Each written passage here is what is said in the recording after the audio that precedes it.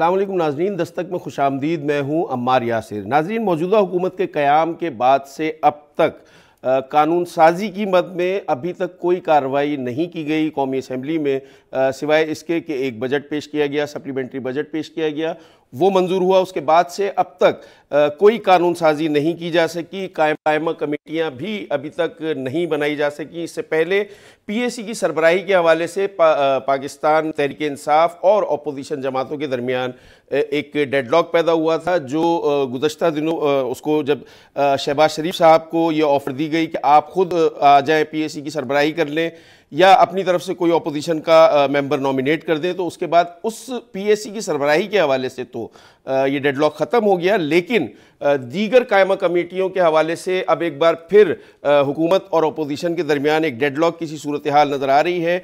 हुकूमत जिन कमेटियों की सरबराही अपोजिशन को देना चाहती है, अपोजिशन उन कमेटियों की सरबराही देना नहीं चाहती, और अपोजिशन चाहती है कि जो अहम कमेटियां हैं उनकी सरबराही उन्हें मिले। अब ये क्या आइनी मामलात हैं, क्या है, क्योंकि आइनी ये तकाजा है, जो कायमा कमेटियों का क़याम है ये आइनी तकाजा है। इसके बगैर कानून साजी का अमल रुक जाएगा, कानून साजी का अमल नहीं हो सकेगा। हमारे साथ मौजूद हैं अहमद बिलाल महबूब साहब, पिलडाट के सरबराह हैं। उनसे बात कर लेते हैं, उनसे जान लेते हैं कि कितनी ज़रूरी है कायमा कमेटियां, और अगर ये नहीं बनती तो किस तरह कारोबार हुकूमत, कारोबार सल्तनत, कारोबार ममलिकत चलेगा। अहमद बिलाल महबूब साहब, अस्सलाम वालेकुम। वालेकुम अस्सलाम। सर, ये फरमाइएगा कि अभी तक किसी किस्म की कोई कानून साजी नहीं हो सकी, मौजूदा हुकूमत नहीं कर सकी। आईनी तकाजा ये है कि सितंबर के मिड तक ये कायमा कमेटियों का मामला सॉल्व हो जाना चाहिए था, लेकिन ये भी अभी तक नहीं हुआ। तो अगर ये मामला हल नहीं हुआ तो ये मामला किस तरह आगे चलेंगे, कानून साजी किस तरह होगी? जी, आपने बिल्कुल दुरुस्त फरमाया। बात यह है कि ये कायमा कमेटियों का क़याम जो है वो रूल्स के मुताबिक कायदे अवाम के इंतखाब के 1 माह के अंदर अंदर हो जाना चाहिए। यानी चूंकि 17 अगस्त को कायदे अवाम का इंतखाब हुआ था, तो उसके तकरीबन 17 सितंबर तक ये कमेटियां बन जानी चाहिए थी, और 17 अक्टूबर तक उसके चेयरमैनों का इलेक्शन हो जाना चाहिए था, और यूं 17 सितंबर से ऑनवर्ड्स, 17 अक्टूबर से ऑनवर्ड्स वो पूरी तरह से फंक्शनल हो जाती कमेटियां, जो अभी तक नहीं हो सकी हैं। तो ये एक बहुत अफसोस की बात है। ये कमेटियां बहुत अहम चीज इसलिए होती हैं कि जो अर्करेजी का काम होता है, जो डिटेल का काम होता है, वो 342 के अहवाल में नहीं हो सकता। 342 के अहवाल में तो तकारीर होती हैं और पॉलिसी पॉस्चर्स जो है वो नजर आते हैं, लेकिन जो तफसील तलब काम होता है वो छोटी कमेटियों में होता है, जिसके 20, 22, 25 मेंबर होते हैं। तो इसलिए कमेटियां पार्लियामेंट के अंदर जिस निस्बत से पार्टियों की रिप्रेजेंटेशन होती है, वही तकरीबन निस्बत आपको कमेटियों के अंदर भी नजर आती है। तो एक इंसानी मिनी पार्लियामेंट होती है हर कमेटी। तो अगर कमेटी ना हो तो फिर इस तरह की अर्करेजी के काम नहीं होते। हर जो कानून का मसवदा होता है या लेजिस्लेशन है, वो कमेटियों को भेजा जाता है, मुतल्लिका कमेटियों को, और फिर वो उसको डिटेल से स्क्रूटनाइज करते हैं, फिर उसके बाद उसको पार्लियामेंट में लाया जाता है। तो अगर कमेटियां ना हो तो इसका मतलब है कि कानून को स्क्रूटनाइज करने का अमल नहीं हो सकता। तो ये तो मामला हो गया कमेटियों का। लेकिन जो कानून साजी का मामला है, अगरचे अभी आपकी बात दुरुस्त है कि सिर्फ एक बजट का ही, सप्लीमेंट्री बजट का ही फाइनेंस बिल जिसे कहते हैं वो पास हुआ है, और कोई काबिल जिक्र इसके अलावा कानून साजी नहीं हुई। लेकिन बिलअमूम के पहले 3-4 महीनों में कोई खास कानून साजी पाकिस्तान की किसी साबका कौमी असम्बली में भी नहीं हुई, क्योंकि शुरू में हुकूमत आती है, वो बहुत से मामला से निपटा रही होती है, कमेटियां भी बन रही होती हैं, और फिर वो अपना लेजिस्लेटिव एजेंडा मुरतब कर रही होती है।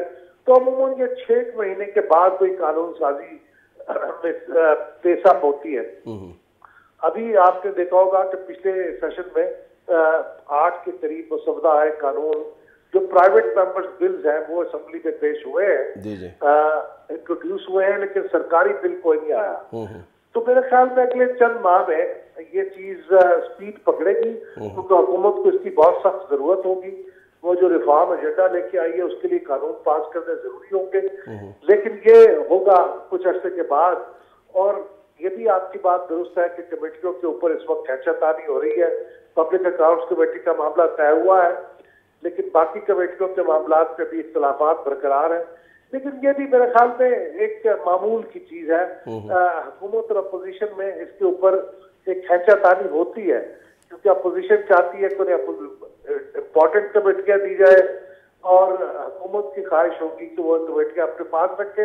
लेकिन बिलाकर एक इसके ऊपर पब्लिक अकाउंट्स कमेटी जैसे अहम काम के ऊपर समझौता अगर हो गया है तो मेरे ख्याल बाकी कमेटियों पे भी हो जाएगा। लेकिन ये ताखीर हुकूमत के लिए और रूलिंग पार्टी के लिए कोई अच्छा तासुर नहीं छोड़ेगी।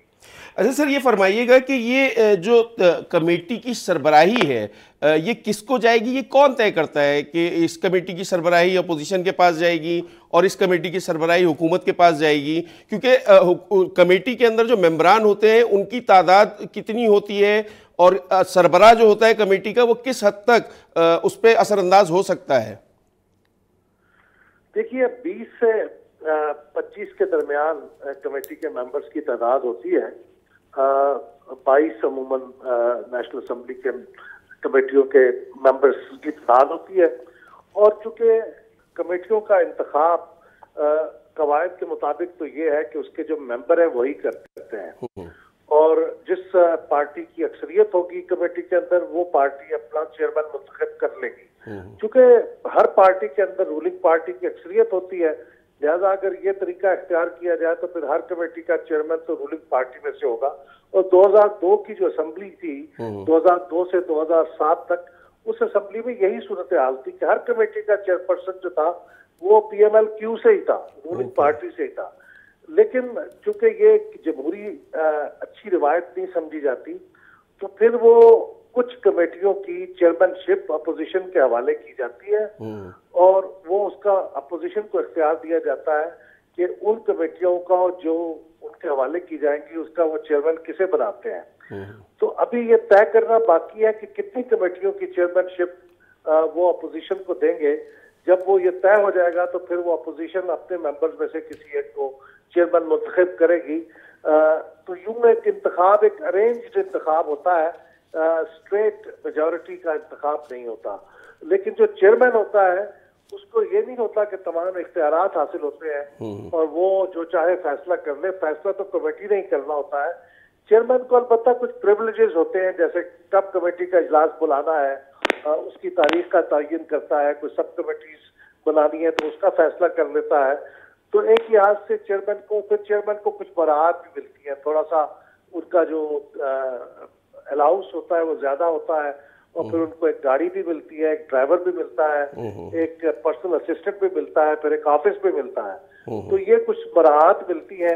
तो उस वजह से चेयरमैन बनने के लिए लोगों की कोशिश होती है कि जो अगर मिनिस्टर नहीं बन सके, पार्लिमानी कमेटी के पार्लिमानी सेक्रेटरी नहीं बन सके, तो उनकी ख्वाहिश होती है कि फिर वो कम से कम चेयरमैन बन जाए ताकि कुछ उनको अथॉरिटी भी मिल जाए और कुछ बराहत भी मिल जाए। तो लेकिन चेयरमैन के पास पावर्स एज सच एब्सोल्यूट नहीं होती। वो कमेटी के अंदर अक्सरियत ही है, वो बिलाखिर रूल करती है, लेकिन चेयरमैन को कुछ प्रिविलेजेस होते हैं जिसका मैंने जिक्र किया। ये फाइनेंशियल प्रिविलेजेस ज़्यादा होते हैं, फाइनेंशियल एस्पेक्ट के उसमें जो है उनको कुछ फ़ायदा हो जाता है जो चेयरमैन होते हैं, या कुछ इख्तियारात उनको मिल जाते हैं? जी हाँ, कुछ इख्तियारात इतने नहीं मिलते, लेकिन ये प्रिविलेजेस मिल जाते हैं। जैसे मैंने अर्ज किया कि उनको एक गाड़ी मिलती है, उस गाड़ी का जो मेंटेनेंस है वो भी असेंबली के पैसों से होती है। उनको एक ड्राइवर भी मिलता है, उनको एक पर्सनल असिस्टेंट भी मिलता है, एक पर्सनल सेक्रेटरी भी मिल जाता है, और एक ऑफिस भी मिल जाता है जो हर मेंबर को नहीं मिलता। तो इस लिहाज से उनको कुछ बराहत मिल जाती है। और अलाउंस में भी जो उनको एज मेंबर अलाउंसेस मिलते हैं कमेटी चेयरमैन को, उससे कुछ ज्यादा अलाउंस भी मिलता है, तो थोड़ा सा उसमें भी फायदा हो जाता है। और फिर बहरहाल आपकी रिकग्निशन होती है, आपका नाम मीडिया में आता है, आप जरा ज्यादा जाने पहचाने जाते हैं, तो इस लिहाज से भी आपको अगले इलेक्शन में भी फायदा होने का इम्कान हो सकता है। अच्छा सर, ये फरमाइएगा कि अब हुकूमत की आज वजीर कानून की तरफ से भी एक बयान सामने आया, इससे पहले वजीर आजम की तरफ से भी ये बयान सामने आया था कि अगर ऑपोजिशन ने कानून साजी में साथ नहीं दिया तो हुकूमत ऑर्डिनेंसेस के ज़रिए कानून साजी करेगी। असेंबली के होते हुए जहाँ तक मेरी मालूमात है, असेंबली सेशन में अगर हो तो ऑर्डिनेंस तो जारी नहीं हो सकता आईनी तौर पे गालिबन। जी ये दुरुस्त है, वो तो उसी सूरत में हो सकता है जब कौमी असेंबली और सेनेट दोनों सेशन में ना हो, उस वक्त आप ऑर्डिनेंस जारी कर सकते हैं। तो अगर ये ऑर्डिनेंस के जरिए हुकूमत कानून साजी का अमल शुरू करती है तो ऑर्डिनेंस की मुद्दत भी 120 दिन की होती है। उसके बाद लाजमी तौर पे ऑर्डिनेंस को कानून की शक्ल देना होती है, जिसके लिए असेंबली में लाया जाना चाहिए उस बिल को, उस ऑर्डिनेंस को। मौजूदा हुकूमत के पास इतनी अक्सरियत नहीं है, क्योंकि उनकी अक्सरियत बहुत कम है और ये मखलूत हुकूमत है। तो क्या आप समझते हैं कि अपोजिशन को मनाने की ज़रूरत है अब हुकूमत को, अगर इन्होंने कानून साजी करनी है और जो असेंबली का फ्लोर है या असेंबली का जो ऑपरेशन है उसको स्मूथली चलाना है? तो जी, अपोजिशन के साथ जो ताल्लुकात कार हैं, यानी वर्किंग रिलेशनशिप कायम किए बगैर असेंबली की कार्रवाई को चलाना तकरीबन नामुमकिन बात है, क्योंकि वो एक बार ऑर्डिनेंस अगर जारी कर भी देंगे तो एक तो आपने बिल्कुल दुरुस्त कहा कि उसकी मुद्दत 120 दिन होगी, लेकिन 120 दिन के पहले भी अगर सेनेट मिसाल के तौर से, जहां अपोजिशन की अक्सरियत है, वो एक रेजोल्यूशन पास कर दे उस ऑर्डिनेंस के खिलाफ, तो उसी वक्त वो ऑर्डिनेंस मुअत्तल हो जाएगा। यानी अगर आपने ऑर्डिनेंस आज जारी किया है, लेकिन अगर नेक्स्ट सेशन 10 दिन के बाद सेनेट का सेशन है, उन्होंने एक रेजोल्यूशन पास कर दी उस ऑर्डिनेंस के खिलाफ, तो वो ऑर्डिनेंस खत्म हो जाएगा उसके साथ ही। तो ये लाजमी नहीं है कि आपने ऑर्डिनेंस जारी कर दिया तो 120 दिन उसकी लाइफ रहेगी, उससे पहले भी खत्म हो जाएगा, और वो यकीनन खत्म हो जाएगा अगर आप अपोजिशन के साथ कन्फ्रंटेशन करेंगे। तो इसलिए मेरे ख्याल में ये थोड़ी सी मालूमात शायद पूरी तरह से नहीं है हुकूमत के कुछ लोगों के पास। तो जो तजुर्बाकार लोग हैं, जैसे इनके स्पीकर साहब हैं कौमी असम्बली के, या शाह महमूद कुरैशी साहब हैं वजीर खारजा, ये बड़े एक्सपीरियंस्ड लेजिस्लेटर्स हैं, तो उनका मशवरा इनको लेना चाहिए और अपोजिशन के साथ इन्हें बहरहाल एक वर्किंग रिलेशनशिप कायम करना पड़ेगा। नेशनल असम्बली में भी करना पड़ेगा और सेनेट में तो बहुत जरूरी होगा, क्योंकि सेनेट में इनकी मेजॉरिटी नहीं है। और जमहूरियत का तकाजा भी ये है कि अपोजिशन और हुकूमत मिल के काम करें। जो जमहूरियत है वो मेजॉरिटी की ब्रूट मेजॉरिटी का रूल नहीं है, मेजॉरिटी को माइनॉरिटी को साथ मिला के चलना पड़ता है, और जब ही वो जमहूरियत होती है, वरना जमहूरियत नहीं होती। बहुत बहुत शुक्रिया अहमद बिलाल महबूब साहब, हमारे साथ मौजूद थे। तफसीलन हमें जो कानून साजी का अमल है वो किस तरह अंजाम है और क्या तरीक़ेकार होता है उसके हवाले से आगाह कर रहे थे। एक ब्रेक नाज़रीन प्रोग्राम में शामिल करेंगे, ब्रेक के बाद दोबारा हाजिर होते हैं।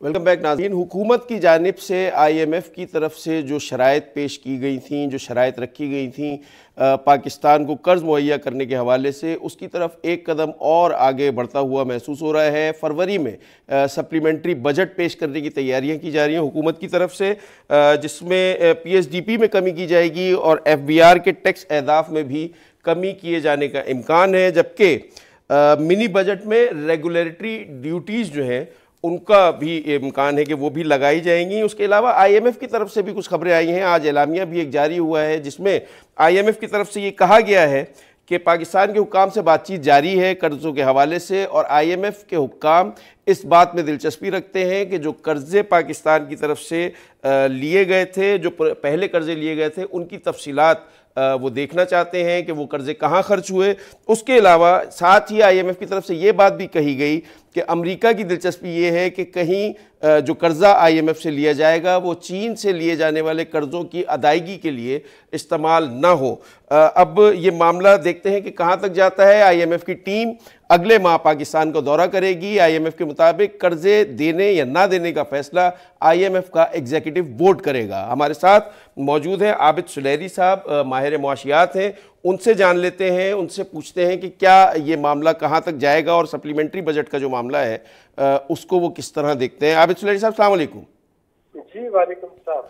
आबिद सुलेही साहब, एक बजट तो अभी हुकूमत ने पेश किया अपने हलफ उठाने के बाद, जब हुकूमत ने अपना काम संभाला। अब एक और सप्लीमेंट्री बजट की बात हो रही है फरवरी में, और फिर उसके बाद जून में ऑब्वियसली जो मेन बजट है वो भी आ जाएगा। तो ये क्यों बजट पेश किया जा रहा है कि आईएमएफ की शराइत पूरी करने की ये कोशिश होगी, जो आईएमएफ ने कीमतें बढ़ाने की बात की है गैस की और बिजली की? मेरा नहीं ख्याल उसको आप बजट कह सकते हैं, क्योंकि ये एज सच वो बजट नहीं होगा जो कि असेंबली में खड़े होकर फाइनेंस मिनिस्टर तकरीर करें या बाकी चीजें हो। अगर इसमें कुछ एडजस्टमेंट करना होगी कोई रेगुलेटरी ड्यूटीज में या टैरिफ वगैरह में, तो वो तो रूटीन की चीजें हुकूमत कभी भी कर सकती है। रेगुलेटरी ड्यूटी जो है वो भी इम्पोज हो सकती है एसआरओ के लिए भी। एक मिनिस्ट्री ऑफ कॉमर्स के एक लेटर पे जो बिजली गैस की कीमतें हैं वो आप नेपा के जरिए बढ़ा सकते हैं। तो उसको मेरा नहीं ख्याल कि आपको मिनी बजट कहना चाहिए। एडजस्टमेंट हुकूमत यकीनी तौर पर एक मैक्रो इकोनॉमिक स्टेबिलिटी के लिए कर रही होगी, जिसमें हमने देखा है बहुत सी चीजें जनवरी से होती हुई नजर आ रही हैं। मिस्टर इस्माइल साहब के आके उन्होंने रुपए की कीमत को डेप्रिशिएट करना शुरू किया था और अब तक 36% उसमें डेप्रिसिएशन जो है वो हो चुकी है। रेगुलेटरी ड्यूटीज भी, क्योंकि इम्पोर्ट बहुत ज्यादा थी, एक्सपोर्ट कम थी, तो रेगुलेटरी ड्यूटीज भी पहली दफा मिस्टर साहब ने आके शुरू की थी, जिसको कि ये हुकूमत भी इस तरह से फॉलो कर रही है। तो देखना सिर्फ ये है कि आईएमएफ या विदाउट आईएमएफ जो पाकिस्तान की फंडामेंटल प्रॉब्लम है वो तो दो है। एक आपकी प्रॉब्लम ये है कि आपकी एक्सपोर्ट कम है, इम्पोर्ट ज्यादा है, जिसकी वजह से फॉरेन एक्सचेंज रिजर्व जो है वो बड़ी जल्दी से डिप्लीट होते जा रहे हैं। और आपको इम्पोर्ट को कम करने के लिए और एक्सपोर्ट बढ़ाने के लिए कोई ना कुछ स्टेप जो है वो लेना होगा। और दूसरा ये है कि हमारी आमदनी और अखराजात जो है उनमें तनासब नहीं है। अगर वो मुतवाजन नहीं होगी तो आपको अखराजात कम करने होंगे, आमदनी जो है वो बढ़ानी होगी। अब अखराजात कम करने के लिए जाहिर आपको कुछ प्रोजेक्ट जो है वो स्मैश करना पड़ते हैं, और आमदनी बढ़ाने के लिए आप एक्सपोर्ट बढ़ाएं, आप इन्वेस्टमेंट लेके आए, रेमिटेंसेस लेके आए, या आप टैक्स रेवेन्यू बढ़ाएं। तो इनमें से कुछ ना कुछ जो है वो हुकूमत को करना पड़ेगा। और ये चीजें जो है वो मेरा ख्याल ऑनगोइंग बेसिस पे चल रही होंगी जब तक कि नेक्स्ट बजट जो है वो मुकम्मल तौर पे आ नहीं जाता और पीटीआई की एक हमें इकोनॉमिक डायरेक्शन बड़ी क्लियर नजर नहीं आ जाती। आबिद सुलेही साहब, ये फरमाइएगा कि इतलात ये है कि 200 अरब रुपए के इजाफी टैक्स लगाए जाएंगे। अब आप ये फरमा रहे हैं कि ये मिनी बजट नहीं है, सप्लीमेंट्री बजट नहीं होगा। अब 200 अरब रुपए के अगर इजाफी टैक्स लगाए जाएं तो इसको हम शॉर्ट टर्म सोल्यूशन तो कह सकते हैं, लॉन्ग टर्म सोल्यूशन नहीं है ये। इस तरह कब तक ये मईशत को संभाला दिया जाता रहेगा? देखिए, अगर आपको करना पड़ते हैं कुछ इजाफी रेवेन्यू जनरेट करना पड़ता है तो उसके लिए 80 अरब तो आ सकता है कि टेलीकॉम बिल्स पे से सुप्रीम कोर्ट के ऑर्डर पे जीएसटी खत्म हुआ था। वो 80 बिलियन रुपए वहां से आते हैं। अगर हुकूमत सुप्रीम कोर्ट से जाके रिक्वेस्ट करे कि इन पैसों को दोबारा लगाने की इजाजत दी जाए, फिस्कल डेफिसिट है तो। और इसके अलावा पेट्रोलियम प्राइसेस को एडजस्ट करके या जीएसटी को एडजस्ट करके तो 100-125 अरब रुपए तक का जो डिफरेंस है वो मैच किया जा सकता है। अगेन जो मैं कह रहा हूँ कि इस हुकूमत को एक बेसलाइन बनानी है अपना अगला बजट देने के लिए। हमें ये मालूम है कि जो मई का बजट था जो मिफ्ता साहब ने पेश किया था वो एक इलेक्शन बजट था। उसमें रिलीफ बहुत ज्यादा दे दिया गया था, रेवेन्यू के सोर्सेज कम कर दिए गए थे। और जाहिर है अगर आप रिलीफ देना चाहते हैं तो आपको रेवेन्यू भी कहीं ना कहीं से लेके आना होगा। और इस हुकूमत की सबसे बड़ी जो चैलेंज है वो यही है कि कैसे जो लो इनकम ग्रुप है और जो मिडिल इनकम ग्रुप है उनके लिए रिलीफ को बरकरार रखे और जो अपर इनकम क्लास है उनसे रेवेन्यू जनरेट करे। और ये बैलेंस को मेंटेन करना है और इसको मेरा ख्याल इसी तरीके से करना पड़ेगा अगर ये 2019 का एक प्रो पीपल बजट जो है वो लेके आना चाह रहे हो।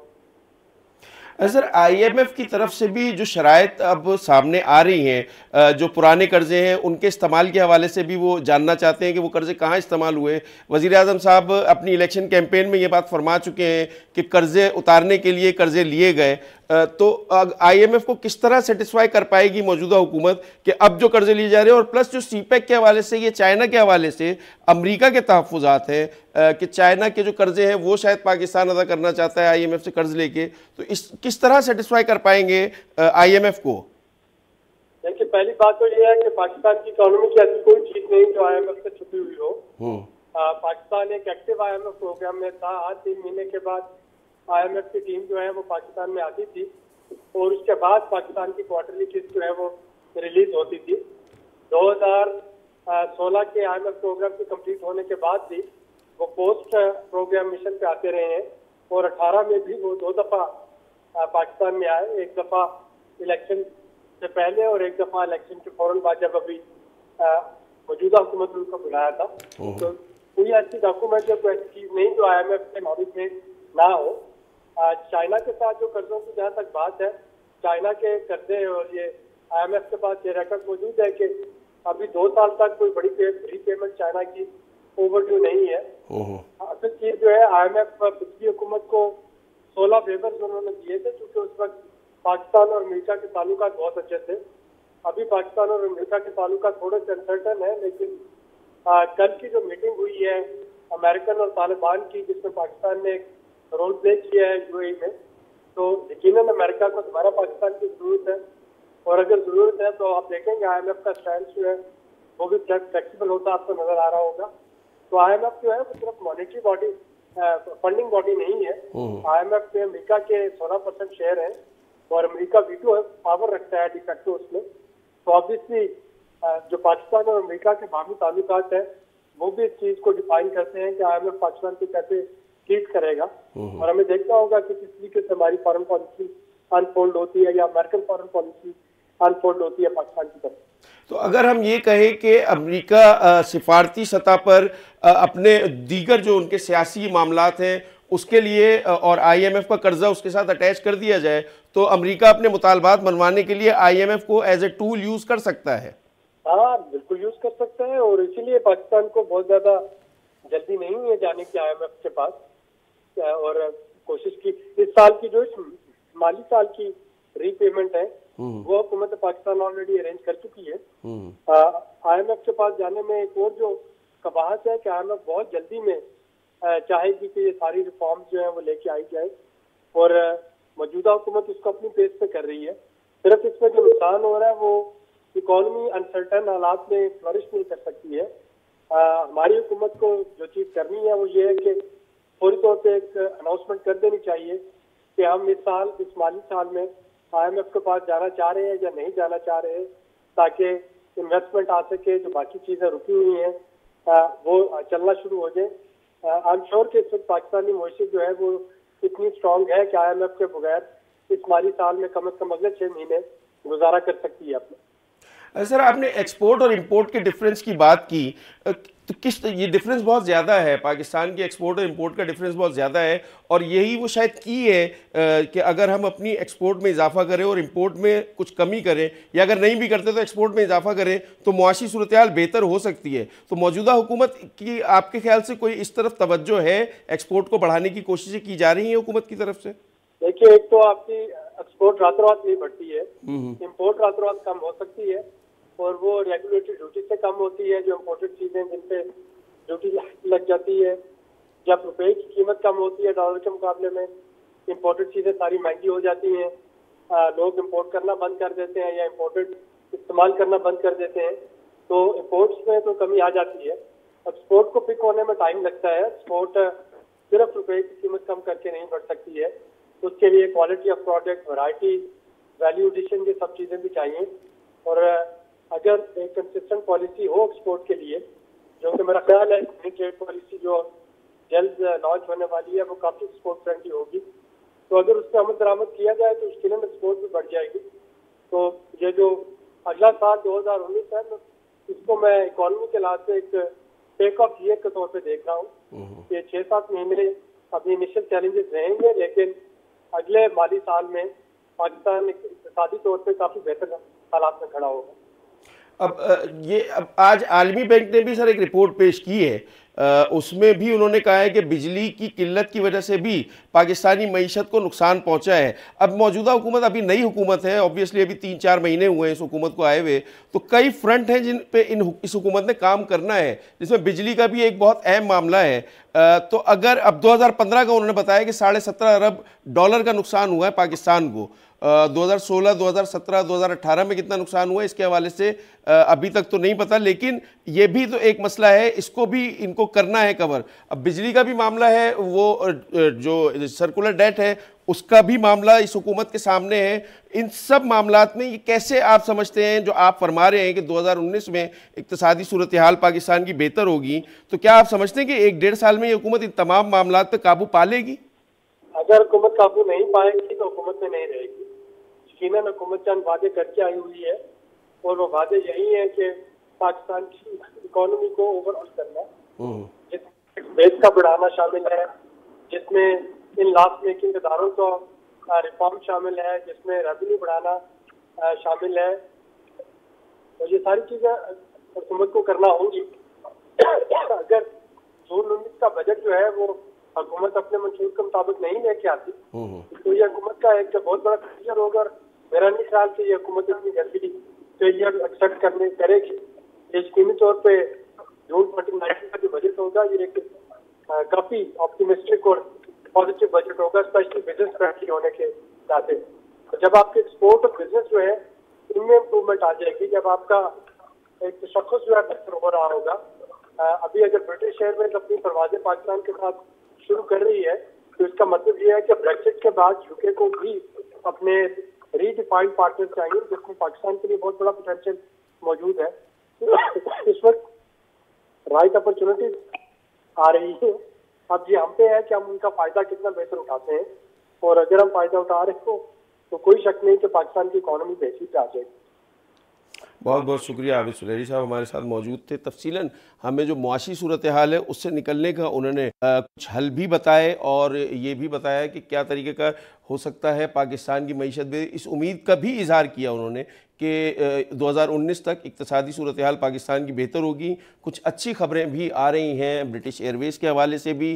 गालिबन इस हुकूमत के इक़्तिदार संभालने के बाद पहली ये अच्छी खबर है कि ब्रिटिश एयरवेज़ ने पाकिस्तान के लिए अपनी परवाज़ों को दोबारा खोलने का ऐलान कर दिया है। इस अहम मौजू पे भी हम बात करेंगे। यहाँ एक ब्रेक का वक्त है, ब्रेक लेते हैं, ब्रेक के बाद दोबारा हाजिर होंगे।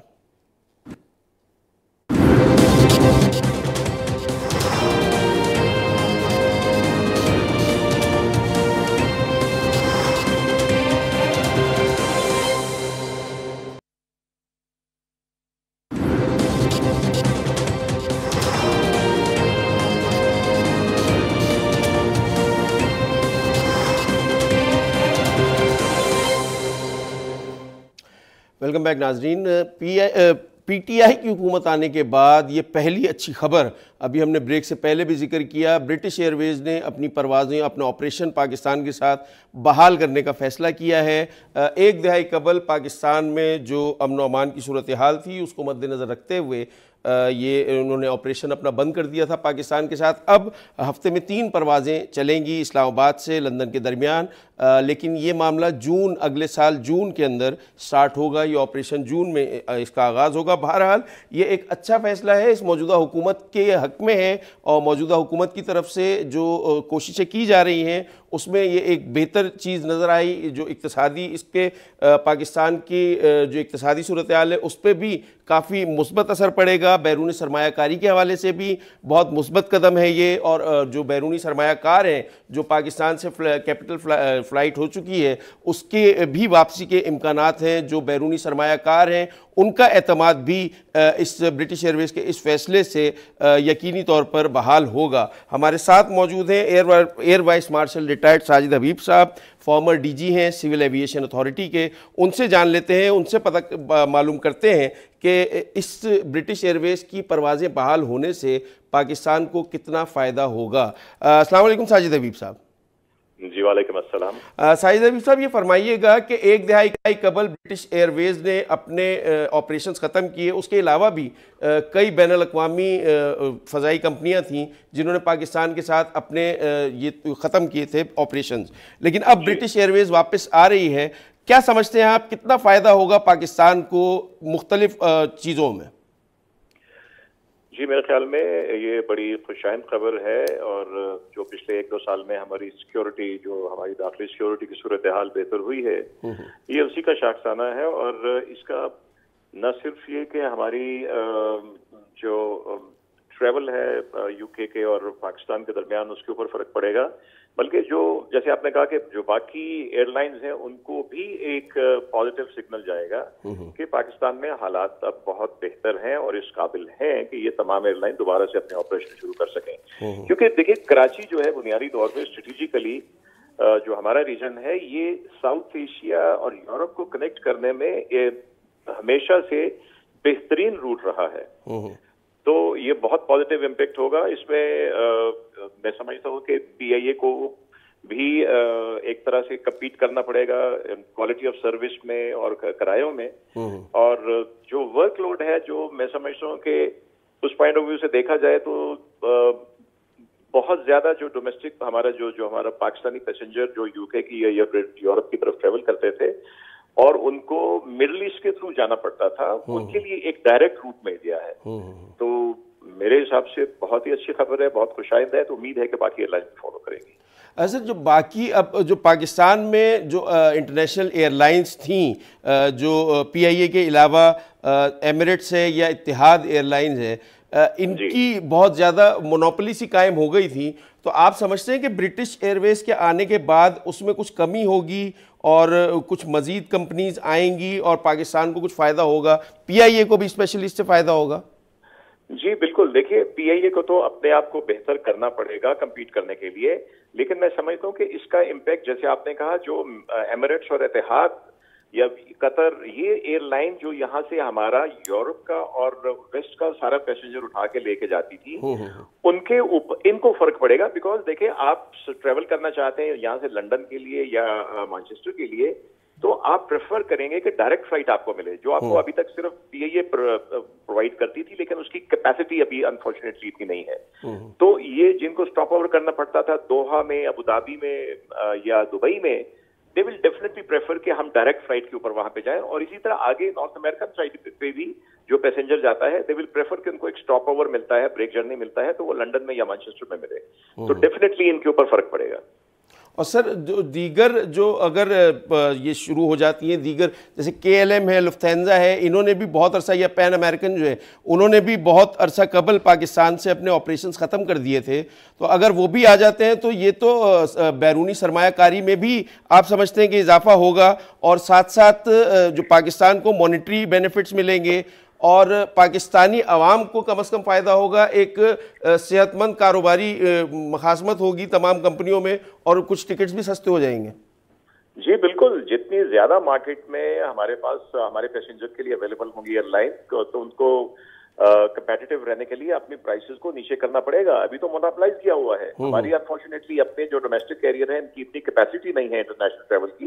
जैसे पिछले साल में आई थिंक 5 पॉइंट कुछ मिलियन जो पैसेंजर था वो सिर्फ हमारी जो पाकिस्तानी एयरलाइंस है उन्होंने उठाया इंटरनेशनल पैसेंजर पाकिस्तानी, और 6 मिलियन प्लस जो है वो फॉरेन एयरलाइंस लेके गई हैं, और जिसमें गल्फ की एयरलाइन ज्यादा है। तो डेफिनेटली जब ये आएंगी तो इनको फर्क पड़ेगा।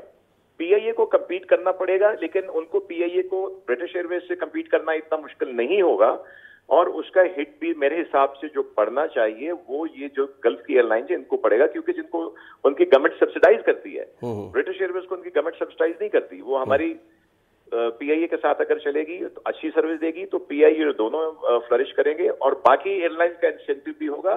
और मैं समझता हूँ कि उसमें हमारा जो डोमेस्टिक इन्वेस्टर है वो हमारे एविएशन सेक्टर को प्रमोट करने के लिए मैदान में आने के उसके चांस ज्यादा है। बहुत बहुत शुक्रिया। हमारे साथ मौजूद थे साजिद हबीब साहब, साबिक डीजी सिविल एविएशन अथॉरिटी। फरमा रहे थे कि एक कारोबारी जो मुकाबला है, सेहतमंद कारोबारी मुकाबला होगा। जो गल्फ़ की एयरलाइंस हैं जिन्होंने अब तक जो इंटरनेशनल सेक्टर्स हैं, जो एमिरेट्स है, इत्तेहाद है या कतर एयरवेज़ है, इंटरनेशनल सेक्टर्स पे उनकी जो अजारादारी कायम थी उसमें उसको ख़त्म होने में मदद मिलेगी ब्रिटिश एयरवेज़ के। और उसके अलावा जो डायरेक्ट फ़्लाइट्स हैं लंदन तक की वो भी पाकिस्तानी आवाम को मैसर होंगी। उसके अलावा जो मॉनिटरी बेनिफिट्स भी पाकिस्तानी आवाम को मिलेंगे, पाकिस्तानी हुकूमत को मिलेंगे। और दीगर एयरलाइन कंपनीज़, क्योंकि ब्रिटिश एयरवेज़ एक बड़ी कंपनी है, एक बड़ा नाम है एयरलाइन इंडस्ट्री का, तो ब्रिटिश एयरवेज़ के आने के बाद दीगर इंडस्ट्री की दीगर कंपनीज़ भी इस तरफ माइल होंगी और पाकिस्तान की तरफ ऑपरेशंस का आगाज़ करेंगी। और ये इक्तिसादी हवाले से, मुआशी हवाले से एक बहुत अच्छा कदम है, बहुत अच्छी एक इंडिकेशन है और उम्मीद है कि ये आगे भी बढ़ेगा मामला और ये मामलात बेहतर होते चले जाएंगे। बहरहाल ये मौजूदा हुकूमत की एक बड़ी कामयाबी है, इसको मानने में कोई हर्ज नहीं है कि ये मौजूदा हुकूमत की बड़ी कामयाबी है, एक बड़ा कदम है एविएशन की इंडस्ट्री में। पाकिस्तान की मईशत को भी इससे काफ़ी फ़ायदा मिलेगा। उम्मीद है कि आने वाले दिनों में मज़ीद अच्छी ख़बरें मौजूदा हुकूमत की तरफ से आवाम को मिलेंगी और आवाम के जो मुश्किलात हैं, जो मसाइल हैं और जो मुआशी मुश्किलात पाकिस्तान को इस वक्त फ़ेस करना पड़ रही हैं, उसमें पाकिस्तान को काफ़ी हद तक कामयाबी मिलेगी। आज के प्रोग्राम से नाज़रीन बस इतना ही। कल दोबारा नए मौज़ूआत के साथ हाजिर होंगे। इजाज़त दीजिए। खुदा हाफ़िज़।